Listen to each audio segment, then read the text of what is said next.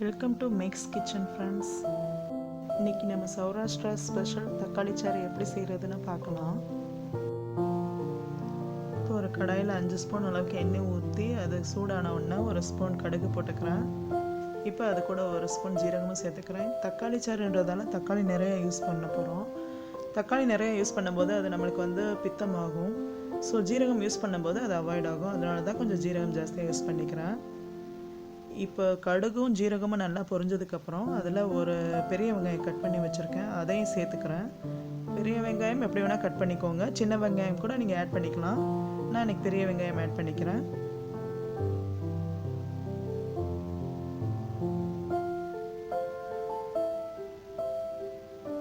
இப்போ இது கூட கொஞ்சம் சோம்பும் ஆட் பண்ணிக்கிறேன். சோம்பு ஒரு ஃப்ளேவருக்காக தான், வேணும்னா நீங்கள் ஸ்கிப் பண்ணிக்கலாம். இப்போ நல்லா வதக்கிக்கலாம்.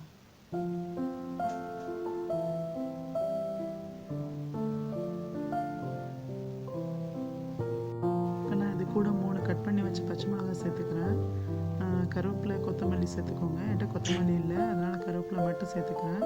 காரம் இன்னும் ஜாஸ்தியாக வேணும்னா நீங்கள் இன்னும் கூட மிளகாய் ஆட் பண்ணிக்கோங்க. எனக்கு இது போதும். இப்போ நல்லா வதக்கிக்கலாம்.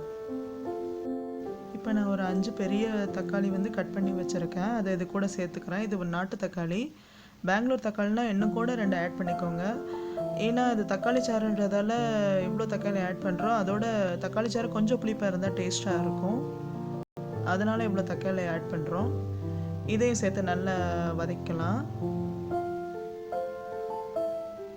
இப்போ இது கூட நான் இதுக்கு தேவையான அளவு கல்லுப்பு சேர்த்துக்கிறேன்.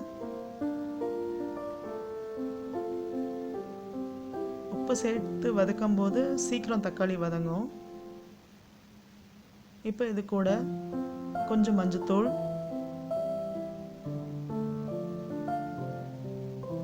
கொஞ்சம் பெருங்காயத்தூள், எல்லாத்தையும் சேர்ந்து நல்லா கலந்து விட்டு வதக்கிக்கலாம்.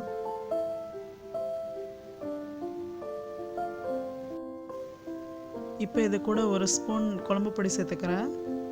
நீங்கள் சாம்பார் பொடியோ இல்லை குழம்பு பொடியோ சேர்த்துக்கோங்க. இப்போ இது நல்லா பச்சை வாசனை போகிற அளவுக்கு வதக்கிக்கலாம். எல்லாத்தையும் சேர்த்து நல்லா கலந்து விட்டுட்டு ஒரு மூடி போட்டு ஒரு 2 நிமிஷம் நம்ம இதை கொஞ்சம் வேக வைக்கலாம்.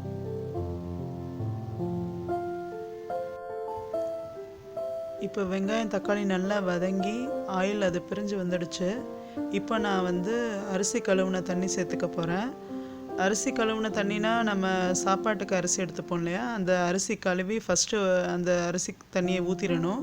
செகண்டு நல்லா அரிசி கழுவி அந்த தண்ணி எடுத்து வச்சுக்கணும். அந்த தண்ணி தான் இப்போ நான் இதில் ஆட் பண்ண போகிறேன். இது உங்களுக்கு பிடிக்கலைன்னா நீங்கள் பருப்பு வேக வச்ச தண்ணியை கூட நீங்கள் ஆட் பண்ணிக்கலாம்.